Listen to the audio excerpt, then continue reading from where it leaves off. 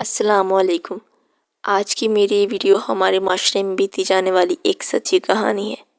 آگے بڑھنے سے پہلے اگر آپ نے میرے چینل انمتا وائس کو ابھی تک سبسکرائب نہیں کیا تو سبسکرائب کر لیں اور بیل کے نوٹیفیکیشن کو بھی پریس کر لیں، اور ویڈیو پسند آنے پر ویڈیو کو لائک کر دیں۔ ماشاءاللہ، خیر سے آج چھوٹی بہو کی کھیر پکائی کی رسم بھی ادا ہو ہی گئی۔ کچھ باتیں میں واضح کرنا چاہتی ہوں۔ راشدہ بیگم کی پاٹدار آواز نے صحن میں بیٹھے سب لوگوں کو یکدم خاموش کروا دیا۔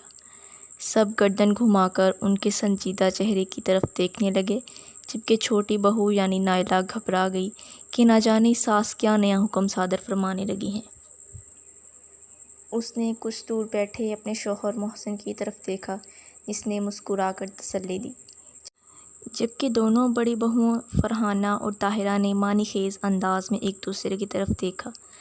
کئی سال پہلے وہ بھی ان دیکھے بھالے مناظر سے گزر چکی تھی، اس لیے مطمئن ہو کر مزیدار کھیر کھاتی رہیں، جبکہ ان کے بچوں نے صحن میں ادھم مچا رکھا تھا۔ نائلہ کی بیاہی 2 عدد نندیں بھی اپنے بال بچوں کے ساتھ میکے آئی ہوئی تھیں۔ حمیرہ اور نادیہ ماں کے دائیں بائیں بیٹھی تھیں۔ آج سے اس گھر کی ذمہ داری بڑی 2 بہوؤں کی طرح تم بھی بانٹو گی۔ مجھے امید ہے کہ تم پوری ذمہ داری کا مظاہرہ کرتے ہوئے اپنے حصے کے کام سر انجام دو گی۔ راشدہ بیگم نے ایک لمحے کے لیے توقف کیا۔ جی امی، ضرور، میں سب کام دیکھ لوں گی، نائلہ نے جلدی سے کہا تو راشدہ بیگم نے اسے گھورا، کیونکہ اس کی تیز رفتاری میں ان کی بات ادھوری رہ گئی تھی۔ ابھی میری بات مکمل نہیں ہوئی، انہوں نے ٹوکا تو وہ شرمندہ ہو گئی، جبکہ حمیرہ اور نادیہ ایسے ہنسیں جیسے اس سے زیادہ مزاحیہ بات کوئی ہو ہی نہیں سکتی۔ نائلہ کو برا لگا مگر ضبط کر گئی۔ ایک بات ہمیشہ یاد رکھنا، میری دونوں بیٹیوں کے لیے بابل کا آنگن ہمیشہ وسیع اور کشادہ رہے گا۔ میری بچیاں جب چاہیں، جتنے دن چاہیں یہاں آ کر رہیں گی، کسی کو اس پر اعتراض کرنے کا کوئی حق نہیں ہے۔ بڑی دونوں بہوؤں نے بھی اس بات کو خوشی دلی سے قبول کیا۔ میں تم سے بھی اسی سوچ کی امید رکھتی ہوں۔ راشدہ بیگم نے بات ختم کی تو نائلہ سوالیہ نگاہوں سے دیکھنے لگی کہ شاید انہیں آگے بھی کچھ کہنا ہے۔ اس کی سادگی دیکھ کر راشدہ بیگم چسپس ہو کر رہ گئیں۔ یہ تو بہت معمولی سی بات ہے امی، میں سمجھی کہ شاید آپ نے کچھ خاص کہنا ہے، نائلہ نے جلدی سے کہا تو وہ تینوں چونک گئیں، جبکہ طاہرہ اور فرحانہ کا دل کیا کہ اپنا سر پیٹ لیں۔ اسے ابھی اندازہ نہیں کہ محبت کے ایسے پہاڑ سر کرنا کتنا مشکل ہے، فرحانہ بڑبڑائی۔ ہماری چھوٹی بہو تو بہت سمجھدار ہے، میں تو نماز پڑھنے جا رہا ہوں، محسن تم بھی ساتھ چلو۔ عثمان اور انور دکان سے واپسی پر مسجد ہی آ جائیں گے۔ عبدالرحمن نے اپنی جگہ سے اٹھتے ہوئے نائلہ کے سر پر ہاتھ رکھ کر دعا دی اور وضو کرنے چل دیے۔ نائلہ نے مسکرا کر محسن کی طرف دیکھا، جس کے چہرے پر اسے دیکھ کر روشن مسکراہٹ پھیل گئی تھی۔ یہ کیا بنا رہی ہو؟ طاہرہ اور فرحانہ کھانے کے برتن اٹھا کر کچن میں آئیں تو نائلہ کو مصروف دیکھ کر حیران رہ گئیں۔ طاہرہ بھابی، نادیہ باجی کے بچوں نے ٹھیک سے کھانا نہیں کھایا ہے، ان کے لیے چپس بنا رہی ہوں، نائلہ نے جلدی سے کہا۔ کھانا تو ٹھیک ہی کھایا ہے، مگر ان کی عادت ہے ہر وقت فرمائشیں کرنے کی، اس لیے پہلے ہی منع کر دیا کرو، بعد میں بہت تنگ ہوگی تم، فرحانہ نے جھوٹے برتن سنک میں رکھتے ہوئے کہا۔ کوئی بات نہیں، بچے ہیں، نائلہ نے لاپرواہی سے کہا تو دونوں سر جھٹک کر جلدی سے کچن صاف کرنے لگیں۔ حمیرہ کے 4 بچے جبکہ نادیہ کے 3 تھے۔ دونوں کے بچے ہی بہت ضدی اور شرارتی تھے، کیونکہ نانی کے گھر آ کر انہیں ایسی آزادی مل جاتی جیسے قید سے آزاد ہوئے ہوں۔ یہاں 3 ممانیاں خادموں کی طرح ان کے آگے پیچھے جو پھرتی تھیں۔ فرحانہ اور طاہرہ نے کئی سال یہ تماشا دیکھا، مگر اب ان کے بچے لڑکپن کی حدود میں داخل ہو رہے تھے۔ بہت سی باتیں اور چیزیں ناقابل برداشت ہوتی جا رہی تھیں، کیونکہ اب ان کے سامنے اپنی اولاد کھڑی تھی جس کے لیے وہ کچھ بھی کرنے کو تیار تھیں۔ اس لیے اب فیصلہ کن مراحل آ چکے تھے، بس اعلان کرنا باقی تھا۔ شدید گرمی کی طویل دوپہریں تھیں۔ جوائنٹ فیملی ہونے کی وجہ سے صبح ناشتے سے لے کر رات کے کھانے تک کاموں کی طویل لسٹ ان کی منتظر ہوتی۔ نادیہ اور حمیرہ کے میکے آ کر رہنے سے کاموں کا بوجھ مزید بڑھ جاتا۔ نائلہ سب کاموں سے فارغ ہو کر اپنے کمرے میں آئی تو بیڈ پر نادیہ کو تینوں بچوں سمیت آرام کرتا دیکھ کر ٹھٹک گئی۔ ہمارے کمرے کا اے سی کام نہیں کر رہا، اس لیے آج ہم یہاں سوئیں گے، نادیہ نے اطمینان سے جواب دیا۔ نائلہ جو پہلے ہی گرمی میں جھلستی آئی، اس بات پر تپ گئی کہ اگر وہ یہاں سوئیں گے تو وہ لوگ کہاں جائیں گے؟ اس گھر میں ایک کمرہ ہی اضافی تھا جو آئے روز میکے آ کر رہنے والی دونوں بیٹیوں کے لیے مخصوص تھا، مگر ہم سب ایک کمرے میں کیسے سوئیں گے؟ نائلہ نے فکر مندی سے کہا۔ محسن اماں اور ابا کے کمرے میں سو جائے گا، تم زمین پر میٹرس ڈال لینا، اب کسی طرح وقت تو کاٹنا ہے نا، نادیہ نے سکون سے جواب دیا۔ نائلہ کا خون کھول اٹھا مگر چپ ہو گئی کہ بحث کرنے کا کوئی فائدہ نہیں تھا۔ وہ غصے میں کمرے سے باہر چلی گئی۔ تمہیں اسی لیے سمجھاتے تھے کہ بہت زیادہ ناز نخرے اٹھاؤ گی تو اپنا ہی نقصان کرو گی، ابھی تو گرمیوں کی چھٹیوں کا پہلا ہفتہ ہے، پورے 3 مہینے میکے میں گزارتی ہیں یہ دونوں۔ شام کی چائے بناتے ہوئے طاہرہ نے کہا تو نائلہ نے پہلی بار اسے نہیں جھٹلایا۔ پچھلے 6 مہینوں میں اسے بھی بہت اچھی طرح اندازہ ہو گیا تھا کہ سب کچھ اتنا آسان نہیں جتنا اس نے سمجھ لیا تھا۔ شام کو محسن دفتر سے گھر آیا تو اپنے نئے سجے سجائے کمرے کی حالت دیکھ کر تڑپ اٹھا اور بے اختیار نادیہ کے بچوں کی بدتمیزی کی شکایت کی تو نادیہ غصے سے بھری راشدہ بیگم کے پاس پہنچ گئی۔ اس نے رو دھو کر خوب تماشا لگایا۔ راشدہ بیگم نے فوراً محسن اور نائلہ کو طلب کیا۔ محسن کے ساتھ ساتھ نائلہ کی بھی کلاس لی کیونکہ ان کے خیال میں نائلہ نے ہی محسن کے کان بھرے تھے۔ باپ کے گھر اب یہ حیثیت رہ گئی ہے ہماری، نادیہ زور و شور سے رونے لگی۔ راشدہ بیگم نے اسے گلے سے لگا کر سخت نظر نائلہ پر ڈالی۔ محسن مجھے تم سے یہ امید نہیں تھی، وہ غصے میں مخاطب ہوئیں۔ بچوں نے ایسا بھی کیا کر دیا ہے؟ نادیہ بیٹی مہمان تو نہیں ہے نا، اس کے والدین کا گھر ہے۔ راشدہ بیگم نے تیکھی نظروں سے نائلہ کو دیکھا۔ رات کو کیا تماشا لگایا ہوا ہے؟ چلو سب اپنے اپنے کمروں میں جاؤ، نادیہ اور بچے ہمارے کمرے میں سو جائیں گے، عبدالرحمن نے سنجیدہ آواز میں کہتے ہوئے محفل برخاست کی۔ آنے والے دن پہلے سے بھی زیادہ مشکل ہوتے گئے۔ نائلہ جو مروت میں سب کی بات مان لیتی تھی اب پچھتاتی رہتی۔ نادیہ اور حمیرہ کا ہر دوسرے دن میکے آ کر رہنا اور طویل قیام کرنا ان کی زندگیوں کو ڈسٹرب کرنے لگا تھا۔ ہر بات پر اعتراض، ہر بات میں دخل اندازی، جہاں جو بات مزاج کے خلاف ہوتی فوراً راشدہ بیگم کے کان بھر کر لڑائی کروا دیتی۔ نائلہ اس ماحول میں بہت پریشان رہنے لگی تھی۔ محسن اور اس کے درمیان محبت بھری باتوں کی بجائے شکوے، شکایتیں، گھریلو سازشوں کی باتیں ہونے لگیں۔ دونوں ہی تلخ ہو جاتے۔ سب ایسے ہی چل رہا تھا جب نائلہ کو ماں بننے کی خوشخبری ملی۔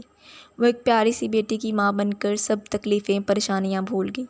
گھر میں سبھی نئے مہمان کی آمد پر خوش تھے جب ایک دن اچانک طاہرہ اور فرحانہ نے صلح صفائی اور باہم مشورے سے الگ الگ پوشن کی بات چھیڑ دی۔ ایمان اور انور بھی راضی تھے۔ تھوڑی سی بحث، بہت سارے لڑائی جھگڑے اور رونے دھونے کے بعد بالآخر وہ دونوں ہی الگ ہو گئیں۔ اب گھر کی ساری ذمہ داری اکیلی نائلہ کے نازک کندھوں پر آ گئی۔ آپ دونوں کی دوائیاں ہیں امی، دیکھ لیں، اگر کوئی کمی ہو تو بتا دیجیے گا۔ تھکا ہارا محسن والدین کے پاس آیا، دوائیوں سے بھرا شاپر انہیں تھما کر پاس ہی بیٹھ گیا۔ دوائیوں کی قیمتیں تو پہلے سے دگنی ہو گئی ہیں۔ عبدالرحمن نے رسید دیکھی تو پریشانی سے گویا ہوئے۔ آپ پریشان نہ ہو ابو، میں تنخواہ ملتے ہی سب سے پہلے آپ کی دوائی ہی لیتا ہوں، باقی سب کام تو میں بعد میں کرتا ہوں۔ وہ مسکرایا مگر اس کی مسکراہٹ میں بہت تھکن تھی۔ 2 چھوٹے بچوں کے ساتھ پورے گھر کی ذمہ داری وہ اکیلا اٹھا رہا تھا۔ بڑے دونوں بیٹے چالاکی سے پہلے پورشن کا بہانہ بنا کر الگ ہو گئے اور پھر اس گھر سے ہی چلے گئے کہ بچوں کے اسکول کالج وہاں سے پاس ہیں، جیسے میں سمجھتی ہی نہیں، راشدہ بیگم نے دکھی انداز میں کہا۔ محسن خاموش بیٹھا رہا کہ اس کے پاس ان باتوں کا کوئی جواب نہیں تھا۔ یاد آیا اس مہینے حمیرہ کے بیٹے کے پاس ہونے کی خوشی میں فنکشن بھی آ رہا ہے، اس پر بھی کچھ دینا ہوگا۔ راشدہ بیگم نے جلدی سے نیا خرچہ بتایا۔ محسن پریشان ہو گیا۔ میں کوشش کرتا ہوں کسی سے ادھار لے لوں، میری تنخواہ سے تو مہینہ مشکل سے گزرتا ہے امی، وہ پریشانی سے کہہ کر وہاں سے چلا گیا۔ تمہیں اندازہ بھی ہے کہ وہ اکیلا کتنی ذمہ داریاں اٹھا رہا ہے، مگر تم نئے خرچے بتانے سے باز نہیں آتی، عبدالرحمن صاحب غصے سے بولے۔ اب بیٹی کے گھر جانا ہے تو کیا خالی ہاتھ جاؤں؟ وہ منہ بنا کر بولی۔ اپنی چادر دیکھ کر پاؤں پھیلاؤ۔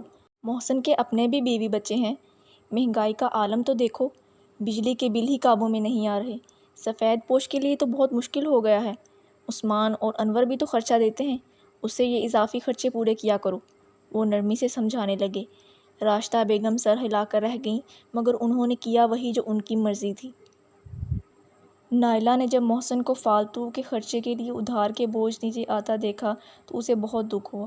وہ اپنی ساس سے مزید بدگمان ہو گئی جنہیں سوائے بیٹیوں کے کچھ نظر ہی نہیں آتا تھا۔ کاش طاہرہ بھابھی اور فرحانہ کی طرح ہم بھی الگ ہو جائیں اب وہ اکثر ایسی باتیں سوچتی رہتی۔ سردیوں کی 10 دن کی چھٹیاں ہیں نا، بچوں نے ضد کی کہ یہ چھٹیاں نانی اور نانا ابو کے ساتھ گزارنی ہیں۔ حمیرہ نے ہنستے ہوئے کہا۔ نادیہ نے بھی سر ہلایا۔ یہاں کے حالات نہیں بدلے۔ نائلہ چائے بنا رہی تھی جب طاہرہ کچن میں داخل ہوئی۔ وہ سب بھی آج ملنے آئے ہوئے تھے۔ نہیں، کیونکہ یہ ان کے بابل کا آنگن ہے، نائلہ نے تلخی سے کہا۔ مگر افسوس، وہ اس آنگن کو ویران کرنے پر تلی ہوئی ہیں۔ طاہرہ نے گہری سانس لی۔ نائلہ نے چونک کر اس کی طرف دیکھا۔ اس نے سر ہلایا جیسے اس کے اندر کی سوچوں کو پڑھ لی۔ کئی سال ہم نے بھی سسرال کی ویسے ہی خدمت کی ہے جیسے ہر اچھی اور گھر کو بنانے والی بہو کرتی ہے۔ ہم نے بھی کوشش کی کہ اچھے عمل سے اپنی جگہ بنا لیں، مگر ایسا نہیں ہوا۔ بہت کچھ برداشت کرتے ہوئے جب وہ وقت آیا کہ ہمارے بچوں کا روشن مستقبل ہمارے سامنے کھڑا ہوا تو ہمیں فیصلہ لینا پڑا۔ طاہرہ نے گہری سانس لی۔ نندوں کے میکے آ کر رہنے سے زیادہ تکلیف تب ہوتی ہے جب ہمارا حق بھی انہیں دے دیا جاتا ہے۔ اگر کوئی نند 10 دن یا 1 مہینہ آ کر رہ رہی ہو تو وہ اس کو اپنا گھر سمجھ کر کیوں نہیں چلتی؟ بے درے بجلی کا استعمال، کھانے پینے کے نخرے، نت نئی فرمائشیں۔ ہم اپنے بچوں کو حالات کے مطابق چلنے کا درس دیتے، مگر جب وہ دوسرے کے بچوں کو منمانی کرتے دیکھتے تو ہم سے ضد کرتے، بحث کرتے۔ بچوں کو سوال کرنے سے کون روک سکتا ہے بھلا؟ ہم بھی نہیں روک سکے تھے۔ اس لیے گھریلو سیاست کا زہر ان کے اندر اتارنے کی بجائے ہم خاموشی سے الگ ہو گئے۔ اب بچے اپنے حالات کے مطابق چلتے ہوئے شکوہ نہیں کرتے۔ طاہرہ نے اداسی سے کہا۔ نائلہ اس کی باتوں سے متفق تھی کہ وہ بھی انہی حالات سے گزر رہی تھی۔ مہنگائی نے جہاں اپنا بھرم قائم رکھنا مشکل کر دیا تھا، وہاں مہمانوں کا لمبے عرصے آ کر رہنا، فرمائشیں کرنا، میزبان کو مشکل میں ڈالنا سراسر غلط عمل تھا، جس کی ممانعت تو ہمارے مذہب میں بھی کی گئی ہے۔ یا تو سادگی کو اپنا کر جو کچھ میسر ہے سب مل کر کھا لیں، سب اتفاق سے رہیں اور مل جل کر کام کریں، مگر 10 افراد کا کام ایک اکیلی جان پر ڈالنا کہاں کا انصاف تھا؟ دونوں دکھ سکھ کرتے ہوئے یہ نہیں دیکھ پائیں کہ عبد الرحمن نے ان کی باتیں سن لی تھیں۔ انہیں پہلی بار احساس ہوا کہ ان کی آنگن کی ویرانی کی وجہ ان کی اپنی ہی اولاد تھی۔ یہ کیا کہہ رہے ہیں آپ؟ راشدہ بیگم نے حیرانی سے مجازی خدا کی طرف دیکھا۔ نادیہ اور حمیرہ بھی ساکت رہ گئیں۔ اس میں کیا غلط ہے؟ نائلہ بیٹی اکیلی کیا کیا کرے گی؟ میں صرف اتنا کہہ رہا ہوں کہ اگر حمیرہ اور نادیہ کا لمبے عرصے کے لیے میکے آ کر رہنے کو دل کرتا بھی ہے تو جو گھر میں پکا ہے وہ خاموشی سے کھا لیں، اپنے سب کام خود کیا کریں، کسی پر کوئی بوجھ مت ڈالیں۔ میں نہیں چاہتا کہ ناجائز باتوں کے بوجھ کی وجہ سے بچے کچے رشتے بھی ٹوٹ جائیں۔ وہ اپنی بات پر قائم تھے۔ مگر میری بیٹیاں میکے آتی ہیں آرام کرنے کے لیے، وہ کیوں کام کریں بھلا؟ راشدہ نے ناگواری سے کہا۔ اگر معاشرتی نظام کو مضبوط بنانا ہے اور رشتوں کو جوڑ کر رکھنا ہے تو سب کو اپنی اپنی ذمہ داری اٹھانی پڑے گی، ورنہ کل کو یہ نہ ہو کہ بابل کے آنگن میں صرف خاموشی باقی رہ جائے، سب پنچھی نئے جہان کی طرف اٹھ جائیں۔ ان کے لہجے کی اداسی پر راشدہ بیگم پہلی بار ٹھٹکی تھیں۔ ایمانداری سے سوچو، محسن اور نائلہ بھی زبان سے شکوہ نہیں کر رہے۔ نادیہ اور حمیرہ کے میکے آنے پر وہ بڑھ چڑھ کر آؤ بھگت کرتے ہیں، مگر ان کے جانے کے بعد کتنا عرصہ وہ دوسروں کا قرض اتارنے میں لگا دیتے ہیں۔ خون کے رشتے ایک دوسرے پر تکلف اور بوجھ کیوں بنے؟ محسن نے اپنی بیوی، اپنے بچوں کے لیے بھی تو کچھ کرنا ہے نا، سوچنا ہے۔ اسے اتنا مت آزماؤ، کل کو وہ بھی چلا گیا تو ہم بوڑھے میاں بیوی اکیلے رہ جائیں گے، وہ تھکے لہجے میں کہہ کر کمرے سے باہر چلے گئے۔ نادیہ اور حمیرہ نے ایک دوسرے کی طرف دیکھا اور نگاہیں چرا لیں۔ وہ جانتی تھیں کہ بہت سے معاملات میں وہ ہمیشہ اپنے بھائیوں اور بھابھیوں کو ستاتی اور تنگ کرتی تھیں۔ آج جب انہیں احساس ہوا کہ ان کے بابل کا آنگن ان کی حرکتوں اور گھریلو سیاست کی وجہ سے خالی ہو رہا ہے تو وہ ڈر گئیں کہ اگر یہ در بھی بند ہو گیا تو وہ مان اور لاڈ کی گٹھڑی اٹھائے کس دروازے پر دستک دیں گی؟ رات کے کھانے میں کیا بناؤں؟ نادیہ باجی کے بچے چاول پسند کرتے ہیں، مگر حمیرہ باجی کے بچے روٹی شوق سے کھاتے ہیں۔ اور نائلہ مصروف انداز میں کہتی ہوئی اندر آئی۔ بس ایک سالن بنا لو، ابھی یہ دونوں کئی دن تک ادھر ہی ہیں، سب چیزیں باری باری بن جائیں گی، راشدہ بیگم نے سنجیدگی سے کہا۔ نائلہ نے حیرانی سے دیکھا۔ 1 سالن؟ وہ حیران تھی۔ اماں ٹھیک کہہ رہی ہیں، میں آپ کی مدد کرواتی ہوں، جلدی کام ہو جائے گا، نادیہ نے جلدی سے کمرے سے باہر نکلتے ہوئے کہا۔ حمیرہ بھی سر ہلاتی اس کے پیچھے کمرے سے باہر چلی گئی۔ نائلہ حیران تھی کہ اتنی بڑی تبدیلی کیسے آ گئی۔